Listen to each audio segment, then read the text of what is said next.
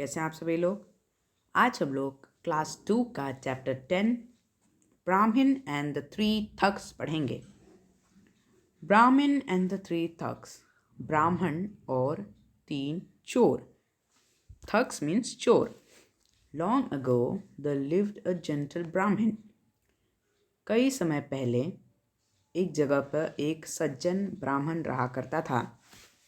He had no milking animals, so he went to the weekly fair in another village.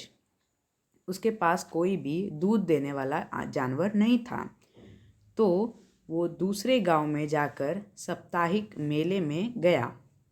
There he bought a goat. He carried the goat on his shoulder. वहाँ पे वो एक बकरी खरीदा और वो बकरी को अपने कंधे पे ढो लिया। On the way, three thugs saw the fat goat. वापस जाने के रास्ते में तीन चोर वो मोटी बकरी को देख लिए। One of them said, "This Brahmin looks gentle. How can we get this fat goat from him?" उनमें से एक बोलता है कि यह ब्राह्मण बहुत ही सज्जन दिखता है, हम लोग कैसे इससे वो मोटी बकरी ले सकते हैं। Another thug said, "One by one we will tell him that he is carrying a horny dog." उनमें से दूसरा चोर बोलता है कि हम लोग एक एक करके जाएंगे और उससे बोलेंगे कि तुम एक सींग वाले कुत्ते को ले जा रहे हो। So one of the thugs came to the Brahmin and asked. तो उनमें से एक चोर आया और ब्राह्मण से पूछने लगा, "ओ होली पंडित जी, why are you carrying this dirty horny dog on your shoulders?" उनमें से एक जाके बोलता है कि ओ पवित्र पंडित जी, आप क्यों इस गंदे सींग वाले कुत्ते को अपने कंधे पर रखे हुए हैं। The Brahmin said, "don't you see the goat?" ब्राह्मण बोलते हैं कि क्या तुम्हें बकरी नहीं दिख रही। The thug said, "I just told you what I say, you can carry the dirty dog on your shoulders." तो ब्राह्मण जब बोलता है उनसे कि तुम्हें बकरी नहीं दिख रही, तो उनमें से चोर बोलता है कि मुझे जो दिखा मैं बता दिया, अब आप चाहे तो आपको ये गंदे सींग वाले कुत्ते को अपने कंधे पर रख सकते हैं। The Brahman walked a short distance. The second thug met him and cried. The ब्राह्मण थोड़ा और दूर चला तो उसे दूसरा चोर भी दिख गया। तो दूसरा चोर उनसे रोते हुए बोलता है, "oh holy priest, who gave you this dirty horny dog in gift? You should not even touch it, but you are carrying it happily." ओ पवित्र पुजारी, आपको किसने ये गंदा सींग वाला कुत्ता तोहफे में दिया। आपको तो इसे छूना भी नहीं चाहिए, लेकिन आप तो इसे खुशी खुशी ले जा रहे हैं। The Brahmin took the goat down and watched it.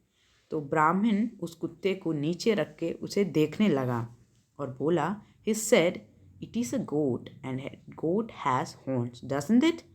तो वो बोलते हैं, पुजारी बोलता है कि यह एक बकरी है और बकरी को सींग होता है कि नहीं। He again took the goat on his shoulder. वो दोबारा उस बकरी को अपने कंधे पे उठाया। The thug said, "this is my duty to tell you the fact. Your neighbours will laugh at you, your wife will fight with you." तो वो चोर बोलता है कि ये तो मेरा कर्तव्य था कि आपको इस तथ्य के बारे में बताऊं। आपके पड़ोसी आप पे हंसेंगे और आपकी पत्नी आपसे झगड़ा करेगी। The Brahmin thought for a while and moved ahead. ब्राह्मण थोड़ा देर सोचा और आगे बढ़ गया। The third thug was standing at some distance. तीसरा चोर कुछ दूरी पे खड़ा था। When the Brahmin came near to him, the thug screamed out. जैसे ही ब्राह्मण उसके पास पहुंचा तो वो तीसरा चोर चिल्लाने लगा। स्क्रीम मतलब चिल्लाया। "What a horny dog! It is a witch. She can change herself into any form. Leave it at once. Run away. It will eat you up."